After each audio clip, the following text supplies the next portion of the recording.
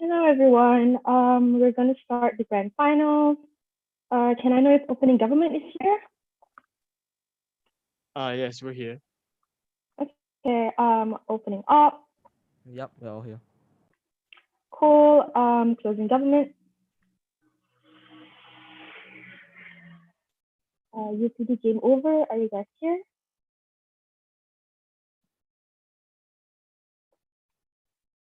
Okay, we'll go back to closing government later. CO, Reach, and Elite. Are you guys here? CO. Present. Okay, cool. CG, are you guys? Is CG here? Gillian and Nicole. If you guys are, I can't hear you.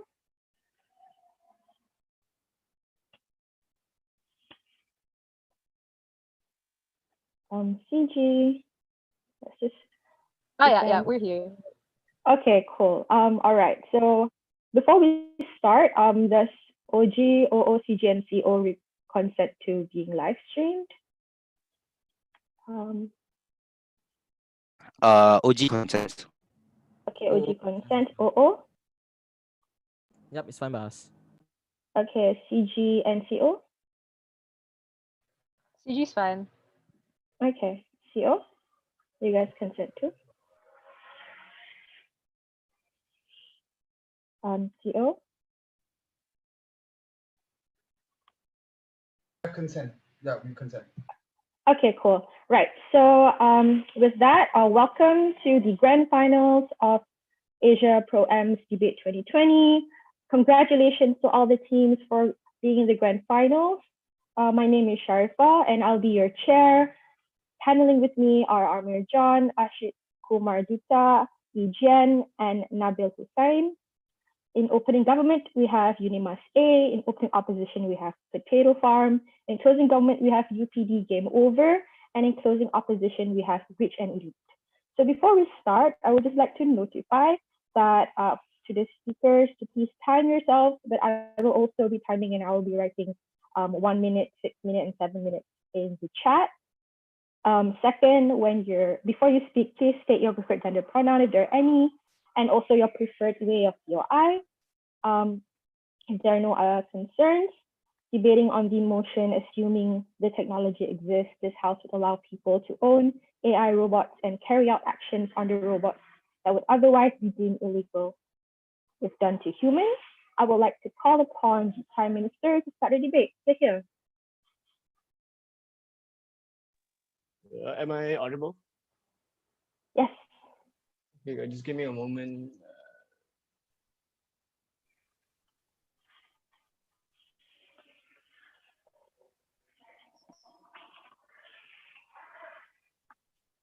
Okay, starting my speech in 3, 2, 1.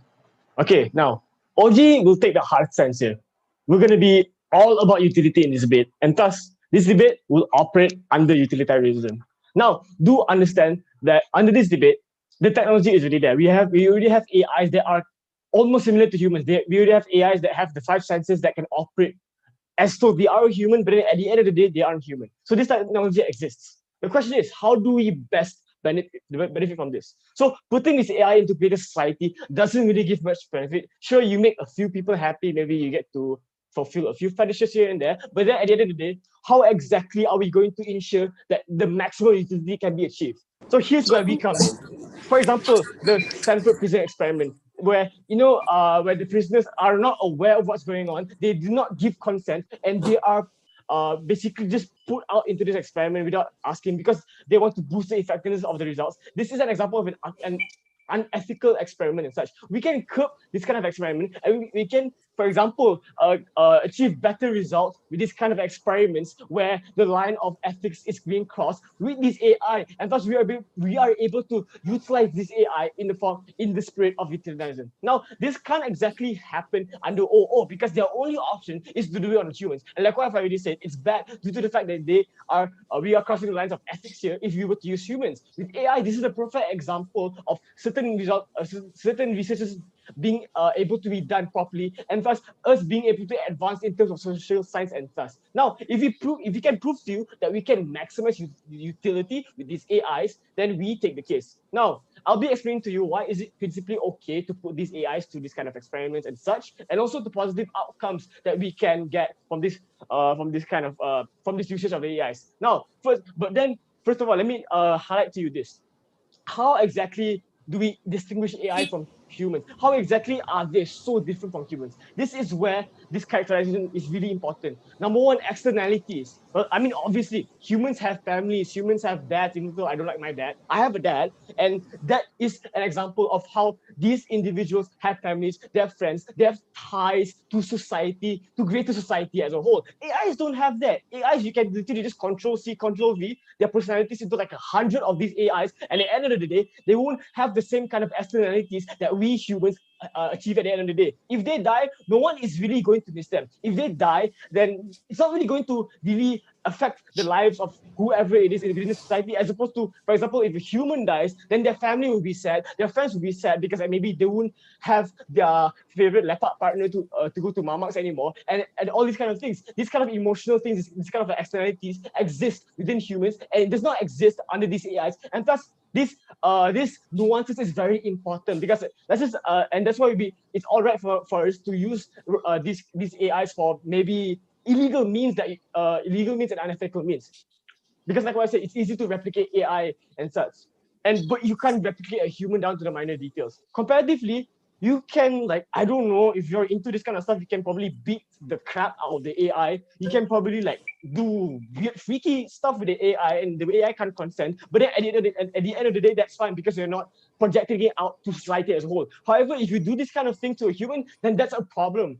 Now, but then we still say that it's all right, because at the end of the day, like what I said, we can constantly create these AIs, and that's fine. But then you can't create a human who is 100% similar and then like probably copy paste a bunch of them like we can do with AIs. And number two, like what I've mentioned earlier, the externalities that I mentioned about. Like, for example, killing an AI probably wouldn't matter to a lot of people, but then killing this one particular person would matter to their families and such. Now, moving on from that, in terms of like people with weird interests, people with weird fetishes, people who aren't, I don't know, quote unquote normal, they can do weird things to these AIs, and it won't expand into society because they will probably inhibit it to within their houses where they have the AIs. For example, if you were to be a person who really likes hentai and you really want that big titty anime girlfriend that you've always dreamed of, then you can have it in the form of AI. You can program it to suit your needs. You can do whatever you want to it. If you're into foot fetish, that's fine. If you're into, like, I don't know, freaky stuff like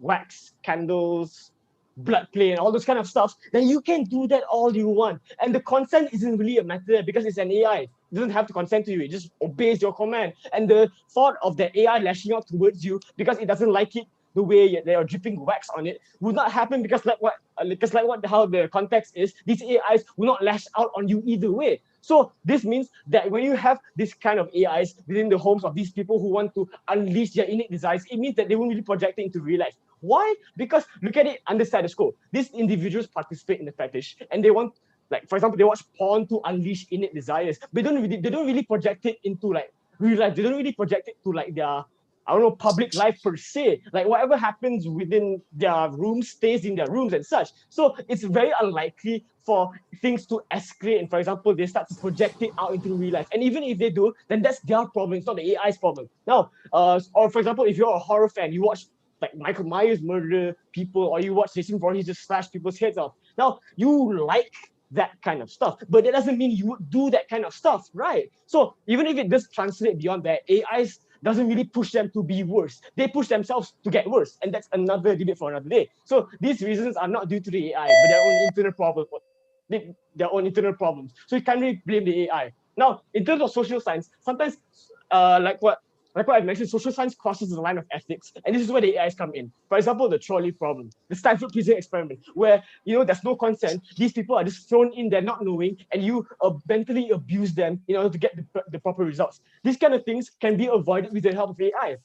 This looks like social science being able to progress very fast with the help of AIs. This means that social science needs the situation where they are suddenly put into this out of nowhere, and AIs can help have these kind of things. So to replicate human scenario without humans, it's impossible. But with AI, it's there. With AI, it's easy. But with AI, you're able to get conclusive proof on whether Stanford is as is as much of a failure as it is, or maybe there is some kind of merit to it. Now, why is it that you must differentiate AIs from humans? AIs can be replicated, humans cannot. That's pretty. I mean, humans cannot be replicated 100% like AIs. That's pretty simple. You can control C, control V, all you want with AIs, but you can't do that with humans. And number two, why then is AI okay? Like I said, human externalities. Humans have families, humans have friends, humans have significant others. But then AIs do not have that kind of things. And thus, what exactly is a positive outcome? This means that, for example, like people who are why is it a positive outcome? Because like what I said, with social science, you can further get the proper results with AIs that you can't do with humans. And thus, at the end of the day, beyond greater society, social science as a whole, research and such can be improved and all that. So with that, good start opening government. All right. Thank you to the Prime Minister for that speech. Now let's call upon the leader of opposition. The opposition to speak here. All right, am I audible? Yep. All right, thank you.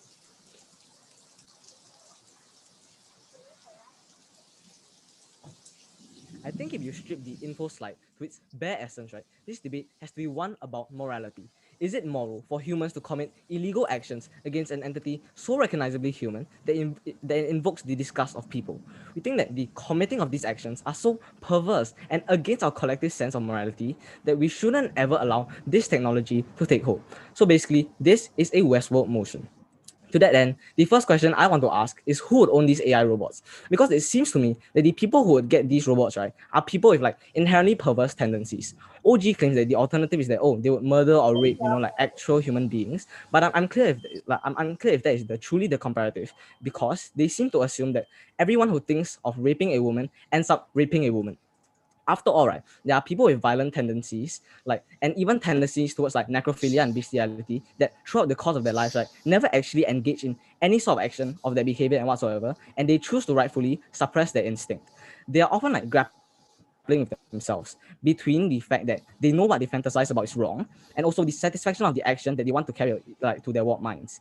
And so, what I suggest, therefore, is that these robots, right, actually might function as a gateway drug, a first legal taste of what the satisfying act of doing something morally reprehensible is. Do they need this robot? No, because the vast majority of people who actually have these tendencies, right, never ever like act on them to begin with. And yes, these people might be more unhappy, but we think that the risk here, right, is that like if you normalize their behavior, like if you normalize the behavior to themselves at the point where they are able to engage in that behavior and are able to reap the dopamine benefits of having that drug, right? And that is why people who are actually like curious about drugs never actually take the drugs, and often like they just go their whole life without consuming drugs.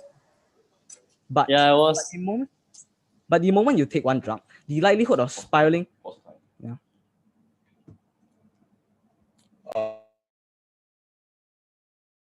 Dan, please continue. Where do we stop? I'm sorry. I paused the time already. I think you can continue. Yeah, where do you stop from? When do you pause the time? So you were talking about gateway drugs and Yeah. how certain people they don't do it, but we only want to do it to so that part. All right. I'll be starting my speech in 3, 2, and 1. That is why people who are curious about drugs, right, never actually take them, and they often go their whole lives without consuming the drugs. But the moment you take one drug, right, the likelihood of just spiraling towards addiction is significant. The problem here is that these individuals may not stop at robots. At the point of time that these subtle differences between robots and humans play a role, or even just because you know that what you're doing is just artificial and not real at all, there's now a greater incentive to commit real crime that hurts real people to obtain maximum satisfaction. And so therefore, OG's response to this claim is to tell us that at least you satiate people who would have otherwise killed on our side, okay? We don't think there's a comparison at all, because there is like no reason to believe that like having done something extreme, people do not feel the need to do something like to go further. When you lose your sense of self-control because the dopamine rush that you get from that perverse action, like the likelihood is that the behavior would escalate, not diminish. And that is why alcoholics, when they lose their sobriety for the first time, after a while, they just they don't get satiated from just like 1 or 2 beers, there's now an inherent desire to go further in order to reach that same dopamine high that one previously experienced. Consequently, we think that it is equally likely, if not like more likely on our side, that people who would murder on our side will murder on their side as well. The pedophile would rape, and rape to an even further degree, But worse, right? They take people who would otherwise never have engaged in that sort of behavior, right? And give them like the entry gateway drug that they did not need at all, forcing them into similar behaviors against real people, not just artificial robots. What this means is that even in OG's utilitarian metric of like morality, right, we think we still win in like in the form of just basically reducing crimes by forbidding this gateway drug from causing harm to just like normal people or like other people. Second, we think that the model of opening gulf is also just inherently immoral. This debate is also about whether the AI is conscious. If you look at the info slide, there is a suspicious amount of information given about the AI. This AI, they sense pain, they think, and they experience senses. They can feel everything. This implies, right, the ability to actually recognize and interact with the world around them, like with as much human connectivity as just like me and you, a normal human does. Note, right, us humans are just a collection of electrical signals. And the reason why we are sentient is because there are a lot of electrical signals, and computers have not been able to replicate that series of connections that define sentience. Yet, given the way this motion is actually like phrased, right, the way it's worded, it suggests that AI have managed to replicate like word for word, model for model, the series and scale of electrical connections that are like formed in humans that define sentience. So sure, it may be an inorganic entity, right? But if it has like the very synapses and neuron links that a human has, it is not clear to me like why there is something so innate about being human that we decide that a robot that has this definition of sentience is not worthy of being protected just like us. If we recognize that rights exist to protect people who are like able to meaningfully experience the negative effects of not having rights, I think it is immoral to deny that. No, thank you. I think that it is immoral to deny this to a robot that has passed the definition of sentience that we set out as a society. And so, if we can accept that even dolphins or orangutans with 100s of the connections that humans have deserve like some sort of protection, right? And we can't just fuck a dog whenever we want because there's some meaningful like ability to access the right to not be violated, then it is absolutely unclear to me why it does not extend to robots that have easily cleared the definition. This also like responds to the argument about inhuman experiments, and it is as bad to do it to a robot as you do it to a human. And finally, this responds directly to OG's core analysis. We think that even if the robot was a full-on automation, and there is proof that this robot is not able to process any form of sensation at all, and like the world in a way, like in the world in the way a human can, which like just basically goes directly against the info slide, right? We think that there is something still deeply wrong about allowing the act itself. And the fact that this robot is lifelike, right, means that the action of watching a robot get raped or get fucked, right, will be physically like indistinguishable from the rape of a human being. But part of the reason why we don't allow the raping of humans is because of how it offends our collective human's conscience to see a dog being to see a human being treated in a less human fashion. And so we think that the like normalization of these robots, the perpetuation of these robots in the real world, in films for instance, in order to create the most realistic films possible, or in porn films, in order to realistically portray rape, right, is precisely what normalizes our collective consciousness towards this behavior. And so why do we think slavery is wrong, or that beheadings are wrong, even though people 300 years ago didn't think so? It is because they lived in a world where such behavior was normal, and thus it was accepted as like acceptable and proper and in a normal way to treat humans, right? And so the proliferation of these robots have the propensity to do the same thing for pedophilia or rape or like any kinds of atrocious acts that we currently feel offends our moral consciousness and should be disallowed. And so you create a dangerous risk like that such behavior becomes part of our public conscience and hurts people in the future because it reduces punishments for rape, reduce how much we think rape affects people, and when you see it so often and on screen in real life, that is where that's why the only option is to oppose. All right. Thank you to the leader of opposition. Just as a reminder to those who are in this Zoom meeting, please mute yourself and do not, disturb the speakers while they're speaking. So yeah, if you're not muted or you see yourself, accidentally unmuting yourself, please, as far as you can, mute yourself. Do not disturb the course of these finals. So yeah, For that, let's just call upon the Deputy Prime Minister to continue the case on opening government. Here. Hi, am I audible? Yep. Okay, just give me a few seconds. I want to set up my timer and sort my shit.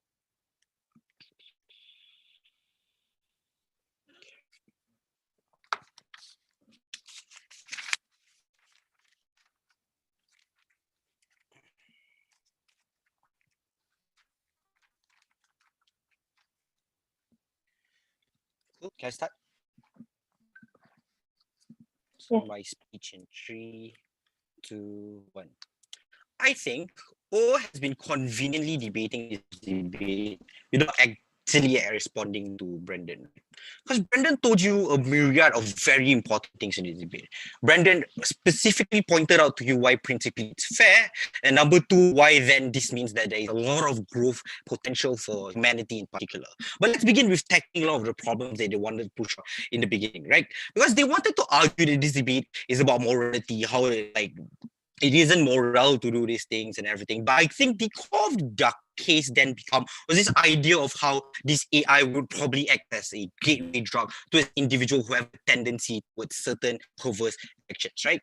We think that these unfair and disingenuous to immediately assume that every single individual would somehow turn out to be like that level, right? We think there's a spectrum to individuals on the ground. We think there are many different layers of individuals that exist, right? We think the people we protect the most are people who generally want to experience those things, but more likely than not, do not want to harm greater society, right? I think at the end of the day, if OG can prove it does not actually harm greater society or like the whole society in particular, we think we immediately like win off that whole clash. So what is the simple response to the argument that came out from this? Right? I think there is a spectrum to it, right? I think when you argue, you cannot protect the individuals or the outliers within that spectrum. We think that psychopaths who already want to do those things are definitely going to do so within their lifetime, right? Meaning to say if you is an individual does want to murder someone within their lifetime, these are individuals who will go out within society and do so at one point of time, albeit there's an AI or there's no AI. These are individuals we cannot protect, right? They have to prove to us a few factors, right? That number one, an individual like within those spectrum is something that you cannot protect. But what is the individuals that we can protect? We can protect individuals within the spectrum who want or realize that they have these tendencies, right? This is why we have many different fetishes for porn, for example, right? That is why like porn producers want to produce fetish, right? It's because individuals don't want to actually act on that action, but are able to at least, to the very least, come up with some form of like ability to get out all the internalized feelings that they feel, I guess, right? This is something that can happen better when you have AI, right? This is something that can happen with individuals who know that they do not want to harm greater society and understand the risk of harming greater society, right? And then came this weird extension about, came this weird argument about, oh, they have some electrical links and neurons and all this stuff, right? I think it's fair to say that they don't listen to Brandon's speech at all. Because Brandon specifically told you that these are AI which can copy and paste. These are individuals that you can replicate no matter how many times you want to do it. This means that if one dies out, you can create another, right? This does not mean that in comparison to a human being which has individual feelings and individual externalities, an extremely important part of the debate, who has families and friends or colleagues, some form of link to greater society, has to like, there is a greater stake for humans in comparison to AI. Therefore, the argument about why do we take care of like humans better than AI comes out. And then this weird argument was about like, oh, we take care of dolphins and orangutans, so why don't we take care of AI? I think the reason why we do take care of living things that exist is because of how those things already existed inherently when we were existing, right? Those things coexist within our time, right? I think that when we play God and have the ability to mass recreate those things and not like, even if you're able to mass recreate dolphins, probably you do some crazy shit to dolphins. I think that's the reality of humanity in nature, right? That's why this debate then boils down to utility, right? Which side then best creates the most form of utility for mankind and possible. That is why the whole idea coming up from Brandon about the ability for social science and society and humanity in particular to progress beyond what we lived in is important, right? The reason why Stanford experiment, even though it was considered not legitimate, right, was a turning point into understanding ethics, right, for science. It was a turning point to understand what is fair and what is not, right? that same situation can be recreated with AI that can easily be replicated, that does not have externalities, i.e., there's no principle to this AI, and be able to find out more scenarios surrounding society and how we can better improve society. I cannot immediately explain to you what does these experiments look like, but they are like you're more likely than not going to find those things, right?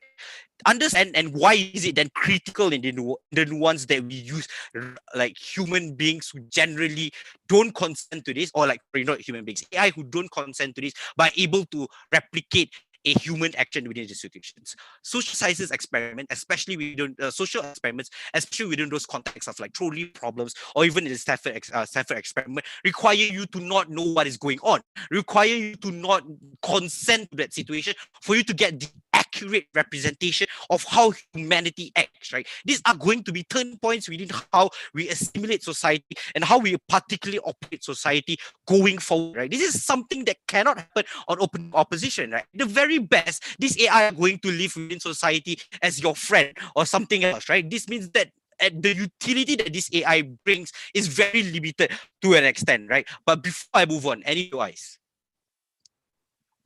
Yeah, from OG. Why can't this happen on from OO? Why can't this happen on OO given that we already have models to predict behaviors and sociological experiments that already exist in the real world? I think your whole POI answers the question, right? It's literally a predictive model. This is something that replicates intense, intrinsic situation.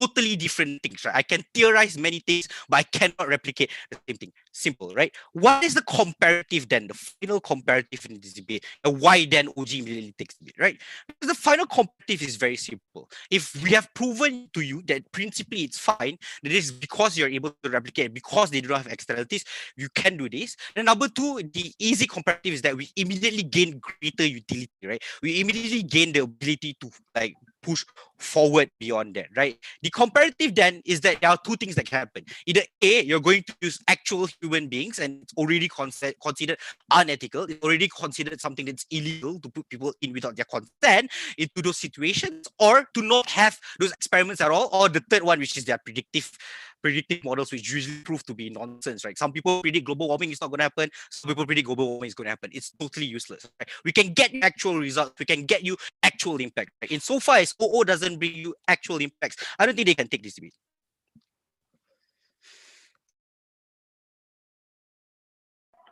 All right. Thank you to the Deputy Prime Minister. Now I'd like to call upon the Deputy Leader of Opposition. They're here.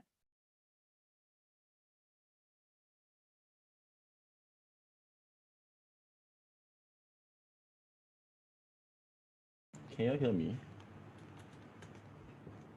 Yep. Yeah? Okay. I can't hear if you all can hear me, so Yeah, I can hear you. brilliant. Thank you.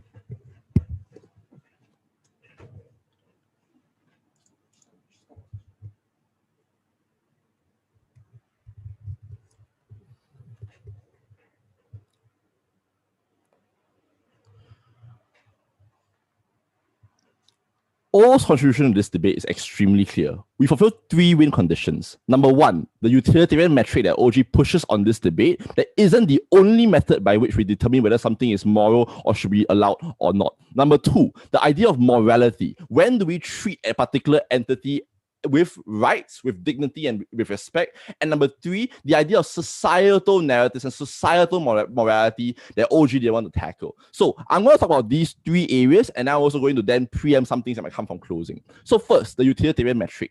The main response coming out from OG was an uncomparative response. They told us that social science experiments will happen because now you can subject AI to particular, fancy stuff that you can not do with humans. The first response I'm going to point out is that if we can prove the morality argument in contention number two, we still win this point. But furthermore, I suggest to you that we already have plenty of ways that we currently use to predict behavior and have like sociological experiments, for instance. So computer modeling, for instance, where we can do 100 different societies at once, already do exist. It is unclear what the marginal value and the marginal benefit of this kind of experimentation and this kind of modeling actually is. So I'm not going to deny that there is some benefit. The question is how marginal that benefit is, and the secondary question is one of weighing against the harms that Julian brought to you that I think OG were incredibly uncomparative about. What is this harm? This is not a small harm. OG says some people are going to kill on both sides. Yeah, but the difference is this. The same way that the first Red Bull that you drink is a gateway to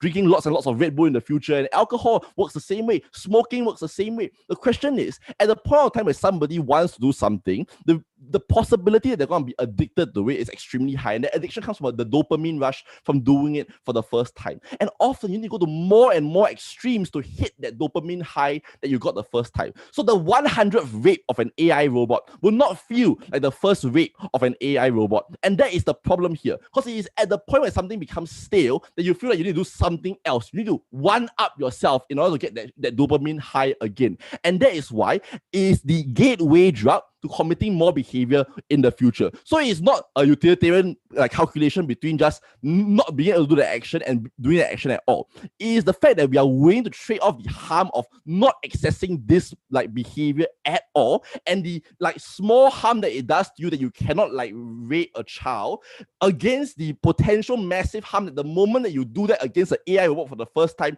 this provides the entry point for a lot of different and worse behaviors in the future. So we protect society as a result. I think that this is far more important than social science experiments that OG wants to claim as a benefit on their side. We win the utilitarian metric. Next two metrics. The first, morality. Why do we protect humans even if it doesn't create utilitarian outcomes? Because we recognize that there is an inherent humanity and an inherent way that we should treat people. That some people, some entities deserve rights and deserve protections. And by the way, this has nothing to do necessarily with the innateness of humanity, because we also give rights to dolphins and to orangutans, and we give rights to animals, and we ensure that cats, for instance, stray cats cannot be killed on the streets. So we give rights to lots of different entities that are non-human. The reason why we do so is because we give them rights according to how much they're able to utilize those rights. Insofar as an AI is able to think and experience all five senses and process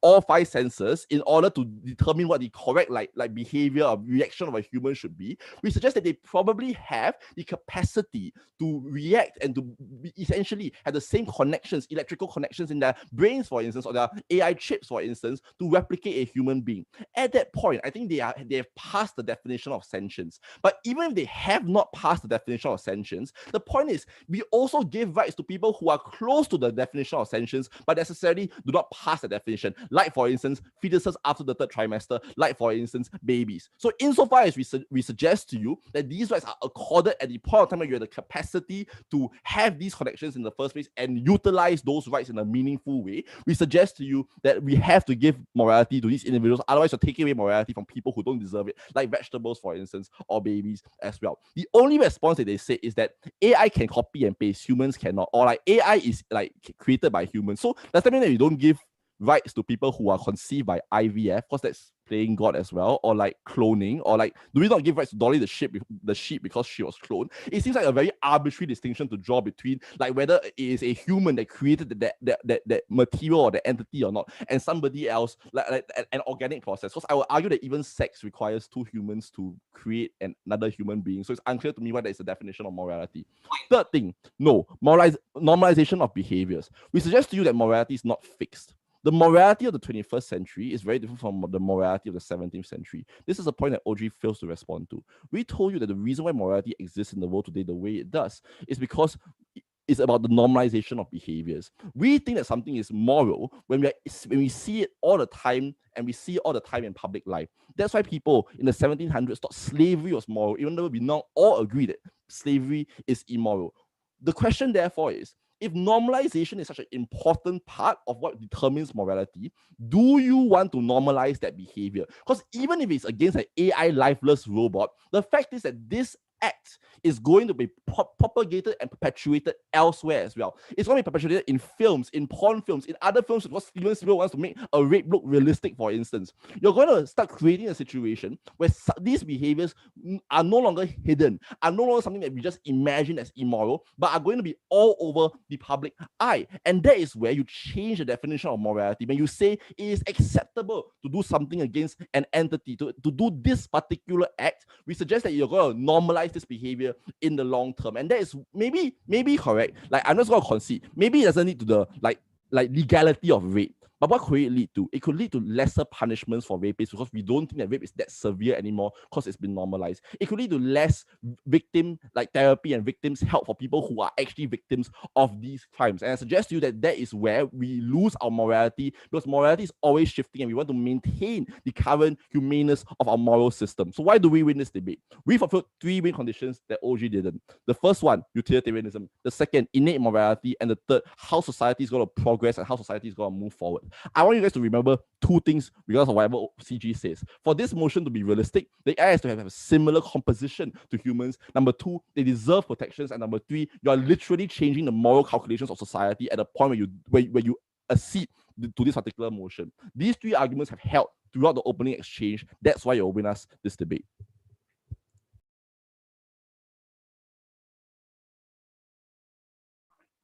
All right. Thank you to the Deputy Leader of Opposition. Now to start the case for the closing half, I would like to call upon the Member of Government. Thank you.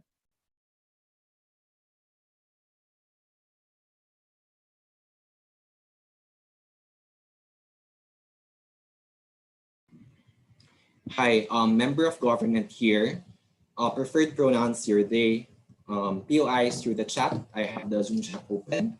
To the chair, can I finally confirm if I am heard? Yes, you're heard. Great, thank you. Okay. Starting my speech in 3, 2, 1.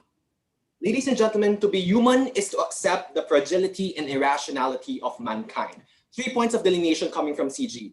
1, we'll argue to you how this policy legitimizes and recognizes social taboos, and it is already an extension of our efforts in status quo to better understand the human psyche, which opening opposition was not able to respond to. Second, this is also an improvement of the entirety of the criminal justice system, how this raises the bar for retribution and improves our rehabilitation efforts for the people that we ought to help. But last, we'll also run an economic extension as to how it provides, and resolves like labor ethics in terms of automation that big corporations have in status quo. The main battle cry coming from closing government is this.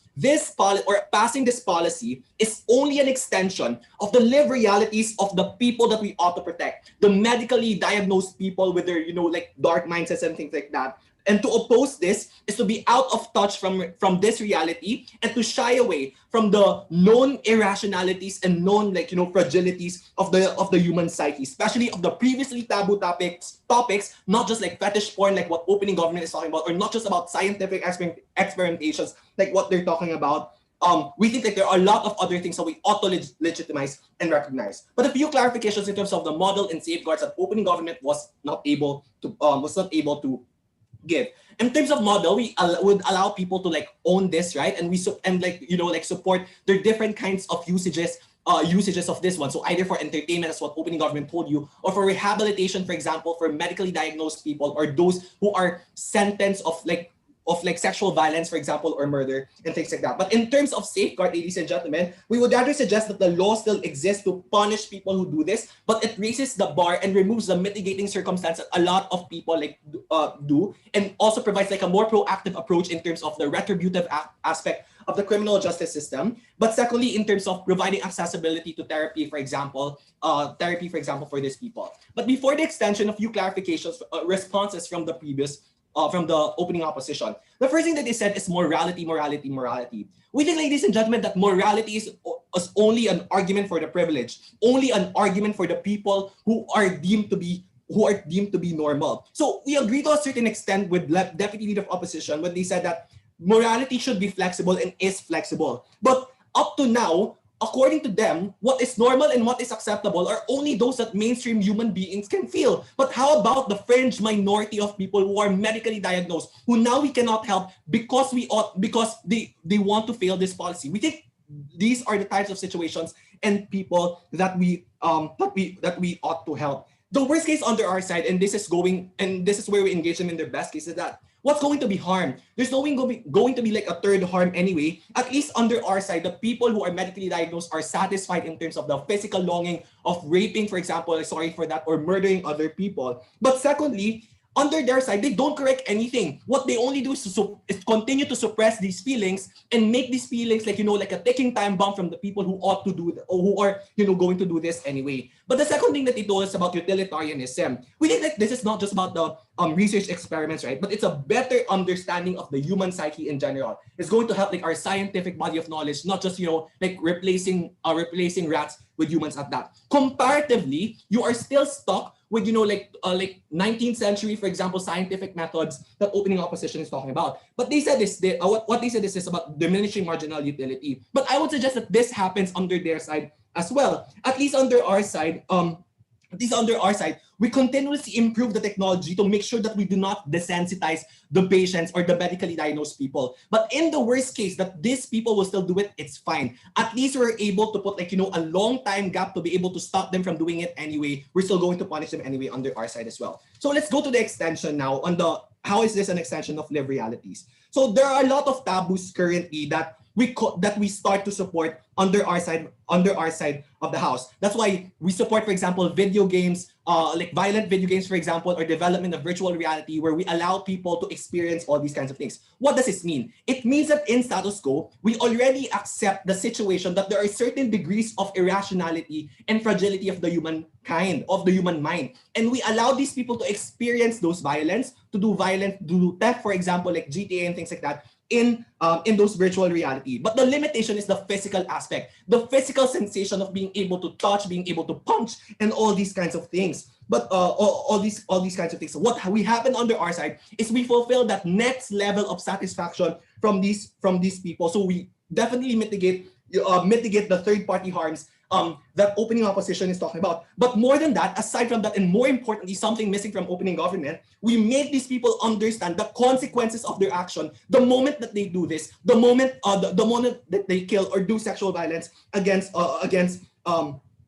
other people. So in our course of understanding the human psyche, this is something that is already existing in status quo, something that we started to accept, and this policy is only an extension of our ability to understand and allow these people. So what are the impacts? Again, number one, better understanding of human conditions and an unexplored aspect of the human mind. On the human mind. Comparatively, we're not sure in the opposition bench how they're going to help these medically diagnosed people that we know currently experiencing these dark mindsets and things like that. I don't know how it's going to be for them. But the benefit on the other side is that it's a win-win situation for the medical community, for example, adding like more information on the scientific body of knowledge to understand the unexplored human psyche. But more than that, we also allow people to feel that physical sensation. But before I proceed, yes, opening, go.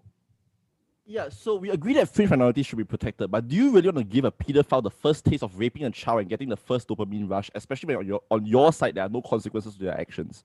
Yeah, so this is where I now go to the second extension on the criminal justice system. I would suggest that currently the pedophiles use the mental condition as a mitigating factor to be able to lower their sentence and things like that. Comparatively, under our side, we make the retributive process have a reactive sense and make them try this, like do sexual violence or murder this AI and things like that. And we don't allow them to weaponize their medical condition when they do like retribution in court. So we think that in terms of that, we're able to have a lot more people, and we're able to raise, like for example, like criminal sentences for people who still tried this but were not able to do it anyway. But secondly, in terms of improving rehabilitation, ladies and gentlemen, sudden withdrawals doesn't take away tendencies of people. They're more likely to do relapse and things like that. So instead of silencing them and isolating them, we treat them with the ability to be able to do this in a secure environment without natural consequences. But lastly, in terms of economic extension, just really quickly, comparatively, there's no incentive for corporations to, do like more if let people benefit because like people are naturally expensive. So with AI they can replace that. So I think like in conclusion, what we ought to do is not to shy away from the reality and continue to improve the technology to better understand the human mind, protect those people that are mentally ill, and further improve the criminal justice system. We're very, very proud to take this championship.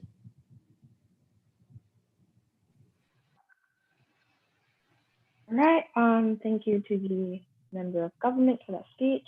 Now I'd like to call upon the member of opposition. Yes, sir. Am I audible? Yep. Okay, cool. We're going to ask three things. Number one, why the state should never construct this narrative, because it vitiates state's responsibility to help the people that need it the most. Second, I want to talk about the moral arc of humanity and why we bend it towards correcting human deviance. Third, I want to talk about change and why that matters. Before I move into arguments, rebuttals, and any of those fancy things that debaters love, I just want to point out what is the significance of each of this clash.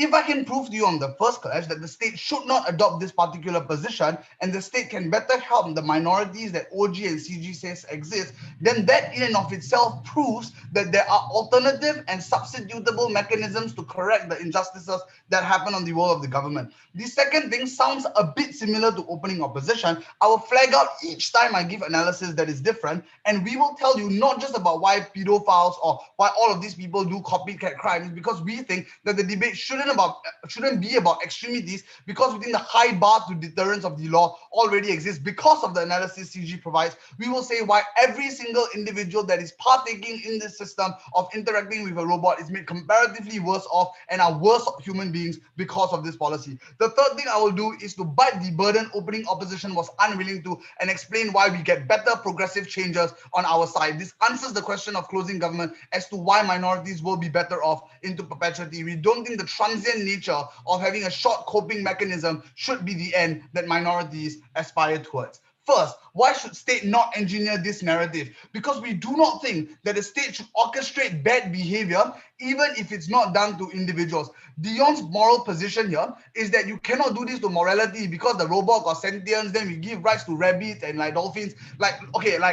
We in closing opposition really don't care about animal rights and robots, right? We think it's not important. But what we care about is human beings. And the problem with fermenting this behavior is that we don't allow individuals to abuse animals, not just because we think of some vague nebulous idea of moral equivalence, but because we think that encouraging this cycle of action is something that is not compatible with humanity, and that's why we'll act in oppositional to this. The impact of this argument is when states legitimize this behavior and say that your crop-out mechanism or your coping mechanism for all your deviant behavior is a robot. This is when states have less of an incentive to bop up infrastructure, things like mental health awareness, things like mental health claims, things like medical treatment for individuals with deviant behavior becomes even more empowering, because the state can outsource that moral responsibility to say, you should have just taken the robot, just do what you want to the robot. I have no incentive to correct your behavior. This is when you ferment bad behavior, and this makes everybody worse off. I want to now transition into the second idea.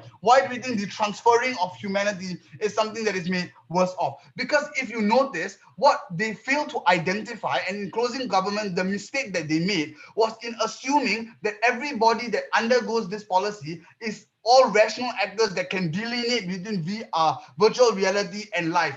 They say we already allow virtual reality, so let's just have the next step. Let's just touch, let them have the sense of touch. We say if you have the next step of realism, you also create the next step of moral repulsiveness. We're not sure why that moral equivalency happens on that side. But the reason why this is problematic is because you legitimize behavior that is absolutely problematic. What do I mean by this? Because there are two characteristics that define this robot. Number one, they cannot talk back. Number two, they cannot leave you. What does this show? This shows that you have no incentive for misogynistic men or abusive boyfriends to ever correct their behavior, because they use the robot as a personal slave to out and vent all their frustrations on, and this robot are never being able to leave them. This is when they have no incentive to correct their behavior, because their greatest interaction is with a robot that will do whatever they say. It's a robot that will always stay by them. This is problematic because we don't think human relationships should ever function in a way in which you have an asymmetric hold over your partner. If you are abusive and you do bad things to your girlfriend should call that out and say that you are behaving in a toxic manner,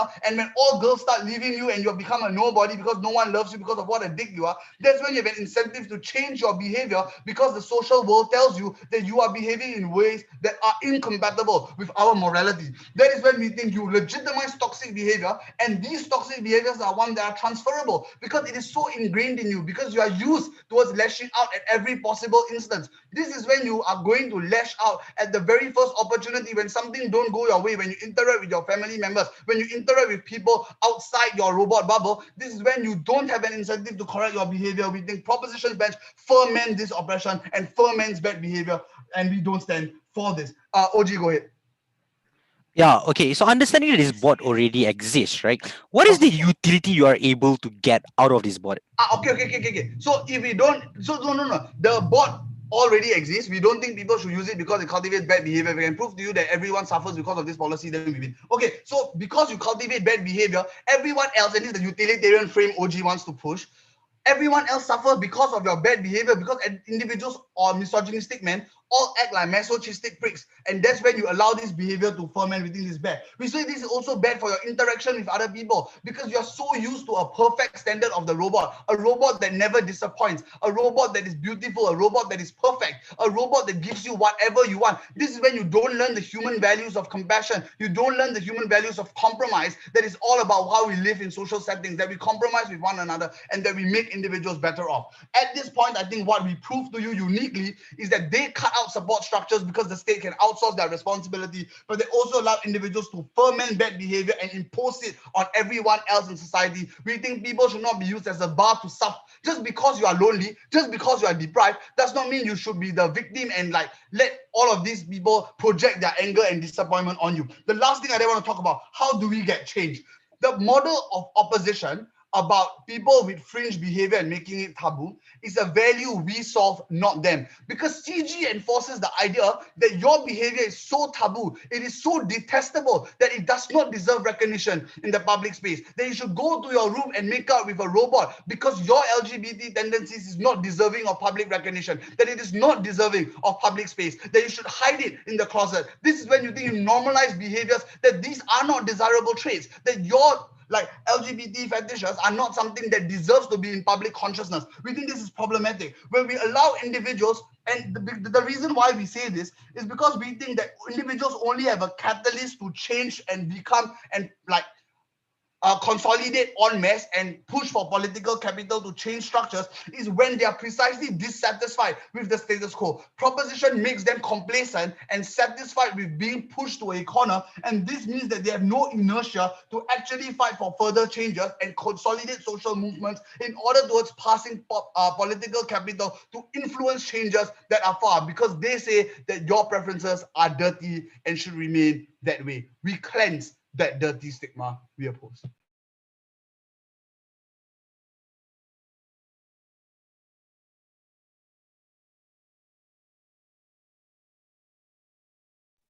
All right.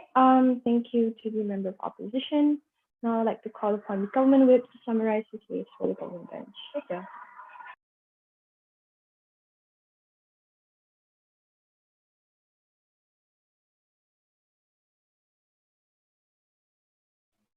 Okay. Hi. Is this volume fine?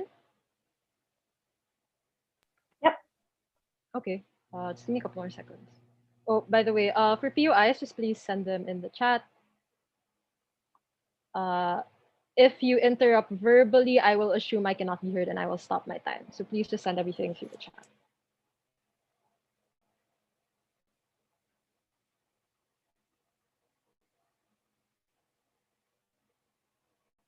Okay. Starting in 3, 2, 1. I have 3 simple issues: why we win over OG, why we win over CO, and why we win over opening opposition. First issue, why do we win over OG? Because they tried to push 2 things in this debate. They talked about why, one, we allow people to live out their weird fetishes and whatnot, and secondly, about research, right? But on the first impact, it wasn't super clear. It was only McCall who was able to mechanize that by talking about how these things that were previously taboo don't have that same spotlight, and these people will still be shamed, right? So at least the impact is clear from McCall as opposed to OG. He said, oh, people have weird fetishes, let's just live them out, right? But what is so important, the importance of that argument was only proven by McCall. But the second idea about the research and all of these Stanford prison experiments and whatnot, right? But I'm unsure really, what is this research supposed to find? What are the unique findings? At least McCall was comparatively clear when he talked about how we understand the human psyche. Why, for example, we are able to study instances of violence, for example, and those spur of the moment things, which you don't normally get to study because one, there might not be, video surveillance, but two, mathematical modeling isn't exactly the most accurate at times, right? But then again, this research, assuming it does happen, right, is still a speculative benefit compared to the automation of labor that Nicole talked about. Because, for example, right now, a lot of people are illegally employed in subpar factories where the conditions aren't as good, right? So meaning that instead of having to employ laborers, for example, companies can then employ these robots instead, with one, not having to pay for them, because not paying for people who work is illegal, which is called slavery, right? So technically, this doesn't mean that we're going to rob people from jobs, right? There are a lot of markets, meaning there's more pressure for the government to then be able to cater, education towards the markets where people can even find more jobs. So at least the impact on both of these things is still clear coming from closing government. Why does CO lose this debate in comparison to us, right? Realize a lot of the things they talk about are extreme cases, even with actually opening opposition, right? Because they claim that, if people continue to do this, they will have no sense of remorse and they will have no sense of rationality at all, right? But realize that these are very fringe cases. The previous speaker wasn't exactly able to prove why will this happen in a majority of instances to begin with, right? But the next thing I want to tackle is the idea that they said that, the state will use this thing to outsource morality. No, McCall already argued why this is a complementary policy to things like the criminal justice system, precisely because, one, you can't use this as a mitigating factor against, certain offenses you've already done, precisely because the technology has been available to you. But secondly, of course, someone has to be controlling the production and selling of these robots, meaning there's probably market research analysis that goes into this, meaning that if the state sees that more people are using these robots to do this certain crime or this certain offense, right, then obviously there's an incentive for the state to act upon that. In fact, we're able to let the state be able to create more informed decisions, especially when it comes to the deterrence of crime and the criminal rehabilitation system to begin with. So their benefit of, the state doing something is not exclusive, and in fact is better on our side, precisely because of the additional insights that we were able to get based on the way that people use these robots. The next thing they talk about is, virtual reality is shared with OO, right? That, they will still want to crave for these things even more, right? But realize that, if they crave more, and we think that the majority of people are just curious, like, what does it mean to have to stab a person or punch a person until they, knock out their teeth and whatnot, right? We think that majority of people, normal people, will be satisfied with maybe one or two to lash out their anger, for example, when they're very mad. But of course, the people who repeatedly use this obviously are the ones who need help. That's why Paul talked about things about making therapy more accessible, especially when we highlight people are able then to confront and understand the desires that they have as individuals, right? So there is an incentive to correct this behavior, precisely because, one, there is a possibility and propensity for market research to begin with. But secondly, we tell you that because this is used in therapy and rehabilitation, for example, meaning that, the way that you make a drug addict recover isn't just to stop them from consuming drugs. They still have to do some instances of this, right? And we think that there's still no probable substitute to these kinds of people who impulsively and compulsively do violence, right? But I think this is the thing that ticks me off the most from the previous speaker. They say that, people from the LGBT community will not have any incentive to fight for their rights anymore. That assumes that the only interest of LGBT people is, sex, right? And fetishes, right? But that's not true. So even if LGBT marriages aren't existed in status quo, that does not mean they will settle for robots. I am a member of the LGBT community, and I think that I want more than being able to, do freaky stuff, right? Of course, I still want to push for these things, and not exactly sure why exactly the existence of these robots will make me settle for less when I deserve a lot more from the state, right? But lastly, I want to talk about why opening opposition loses this debate, and I think they were the better opposition team anyway. Right? So they talk about how, one, this acts as a gateway drug, right? It will give people a dopamine rush to commit these acts, right? But one, if they aren't satisfied by one attack or one violation towards this robot, and they do it completely and compulsively, it probably means something. So the fact that they're able to discover something about themselves means that they're more incentivized to look out and reach out, right? That given that they already face a stigma, right? There's more of an incentive for them to be able to seek for help for them, right? Because what happens then is also the second thing that Nicole already talked about, right? The idea that these people are then better able to study, right? Because they become more aware and cognizant of the emotions that this robot is putting out to begin with, right? So at least these people have a chance to reevaluate, especially when you talk about crimes that have been done out of passion, right? On a whim, right? But before moving on, POI from because CEO has a chance to respond anyway. You see the state will now clamp down on taboos harder when they have the data on who is doing what. How does this help LGBT people who have staked your entire case off? If at best they can now clamp down on LGBT people harder when there's now an incentive to clamp down on taboos even harder on your side of the house? Okay. Listen, I don't understand why the normal context of this debate is that LGBT, is just governments think that LGBT people are bad, but even in a majority of instances, I think the way that we're able to fairly weigh then this debate is in a context where this is something allowed, like maybe in a Western liberal democracy. But anyway, let me attack the biggest point coming from right? This idea of sentience, right? Here's where they're fundamentally confused. What makes chimpanzees and dolphins and fetuses, for example, different from AI is that one, their sentience is something that's organic. It is something that is autonomous, right? It has not been physically created by like AI have been physically created by human beings, meaning that we don't know what willed dolphins or chimpanzees into existence, but we do know that these AI have been created. It is synthetic, meaning that because there's a difference between synthetic and organic sentience, that means we aren't obligated to treat these people the same way. This is an exclusive response that only came from closing government, right? So they are not, these AI are not autonomous. They are programmed to react a certain way. Their agency, unlike dolphins and chimpanzees, is not organic, it is imagined and manufactured, and thus they don't deserve the same consideration as great apes, right? But the next thing they talk about lastly is this idea of social morality, right? But if these things are already so gratefully ingrained in society that, murder is bad, sexual violence is bad, then why exactly is a few people wanting to live out their desires going to suddenly change that, right? I'm not sure the link was clear. So because the team was able to, one, mechanize our outcomes properly and tell you the likelihood, and prove to be a plethora of benefits that OO and CO have barely attempted to respond to, I think we take the championship. Thank you. All right, thank you so much to the government whip. Now I'd like to call upon the opposition whip to end our debate for the day. Thank you.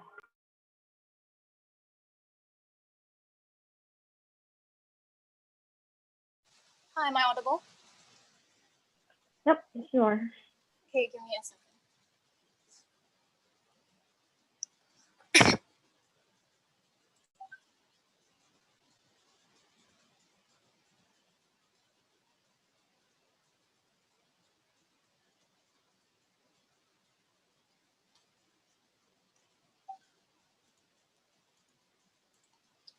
Okay, starting in 3, 2, 1.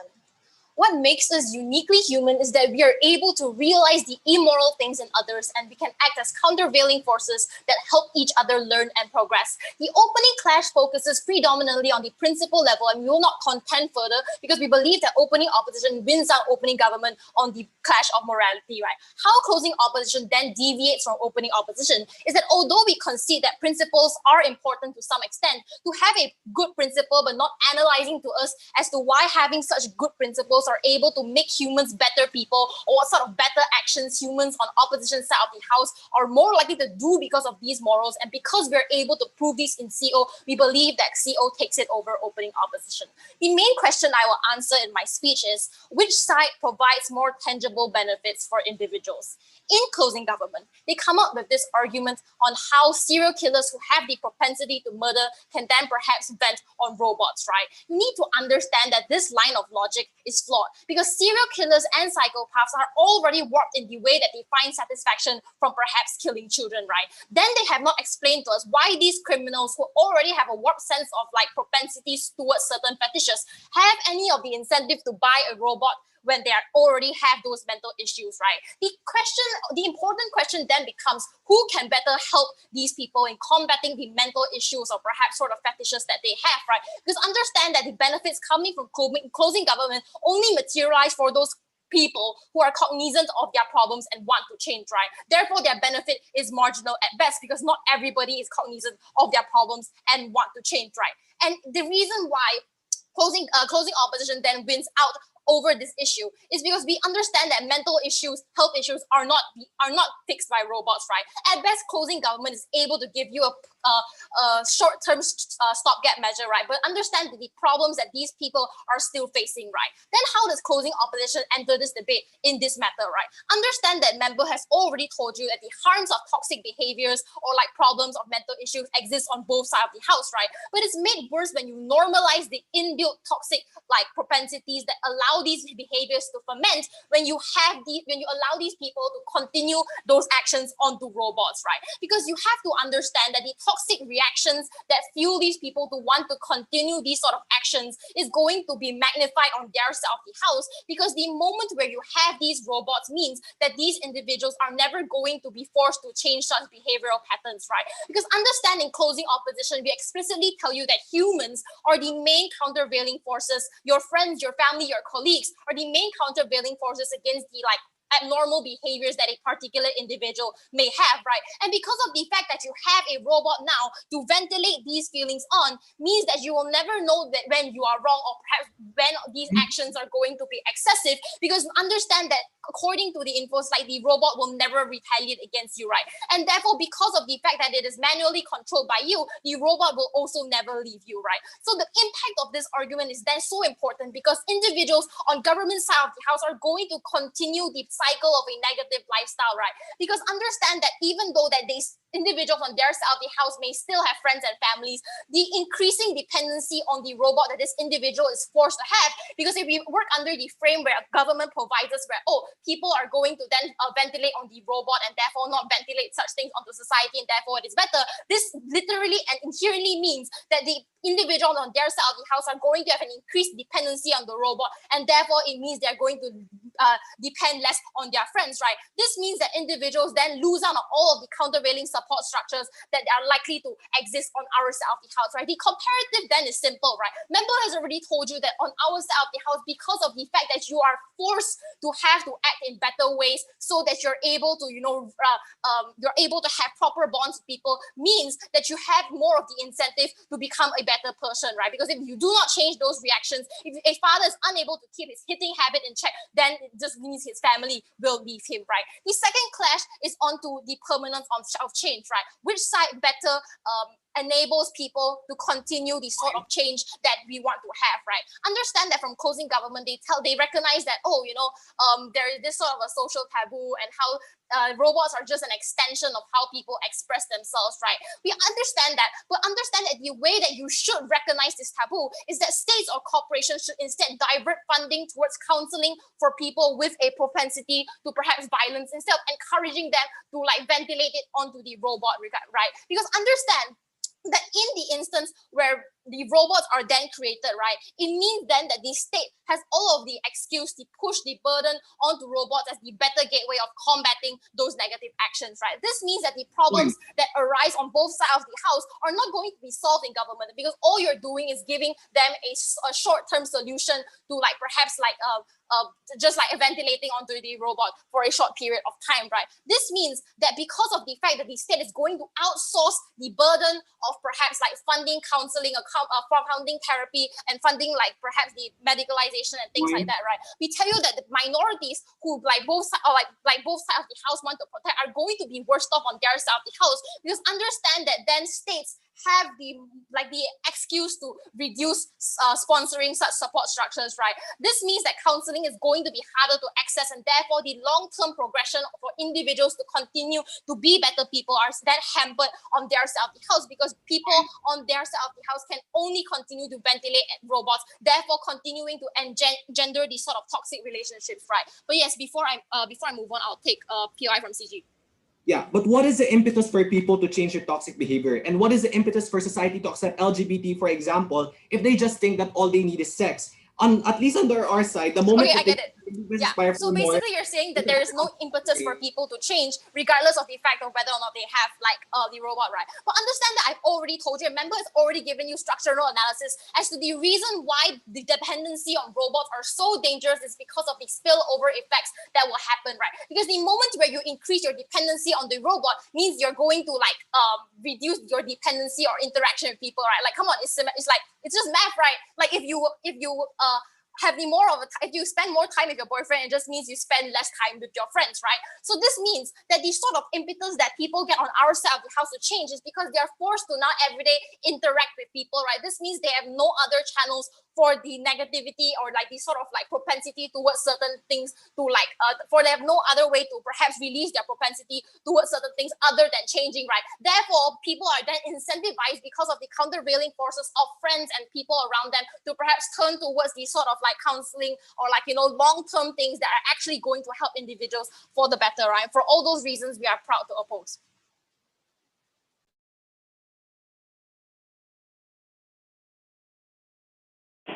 All right. Thank you so much to all the teams. It was a great debate. We will announce the results later. Thank you.